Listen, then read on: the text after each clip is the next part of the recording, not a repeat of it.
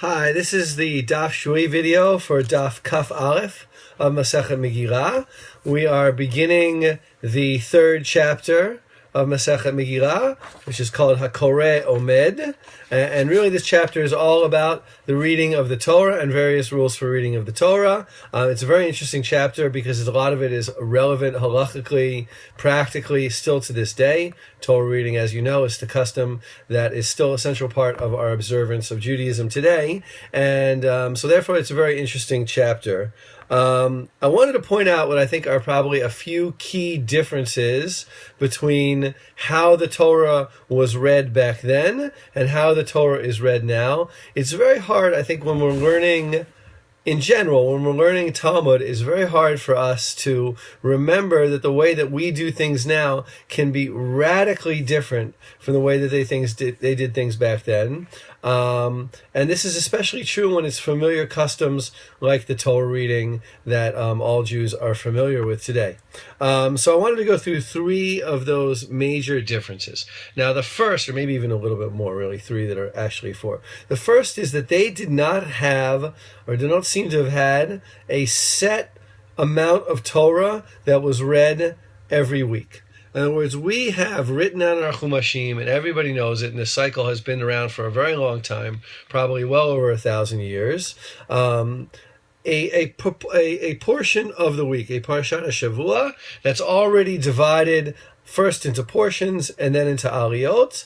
Now, there are some differences in customs, but we know for certain when somebody gets up to read that he, or in my congregation, she, will read a certain part of the Torah, and that will be the first aliyah, second aliyah, etc.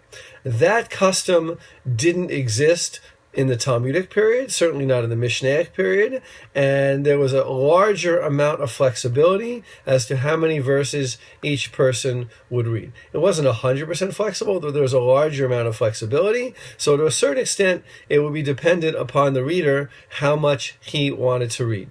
Now remember also that in Eretz Israel, in the land of Israel, they did not have a cycle of reading the entire Torah in 1 year. They had a cycle of reading the entire Torah in, let's say, 3 to 3.5 years. Scholars debate exactly how this looked, but we know for certain that in Eretz Israel, during the Talmudic period, they did not have a custom that we have had, which is a Babylonian custom, to read the entire Torah in 1 year. So that's the first difference. I group the two of them together.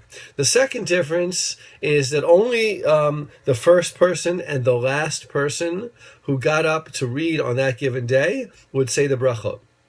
Well, this is a little bit like the Megillah, which is coming up soon. The way we recite the Megillah today is not one person doesn't have to read. You can have a series of people reading Megillat Esther, but only the first person and the last person read.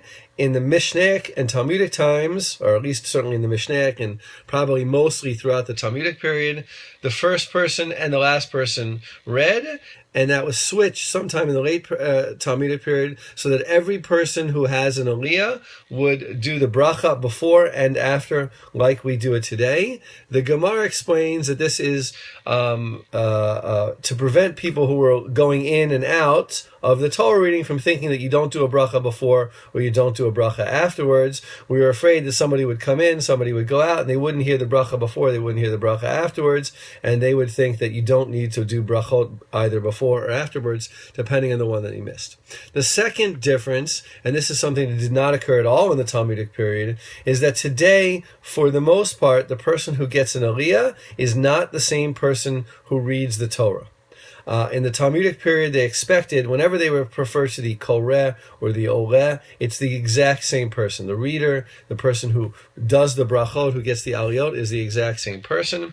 Sometime during the period of the Rishonim in Europe, this began to change, probably due to the fact that Jews became increasingly unable to read Torah.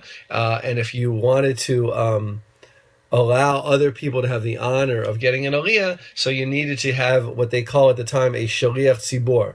We use that today for the prayer leader, but they use the same word for the person reading Torah. The shaliach tzibor needed to read along with them. I should emphasize here that the custom originally was that the person who got up to read the Torah would read along with the official Torah reader. This way he wasn't, or she wasn't, well, back then it was he, wasn't just listening.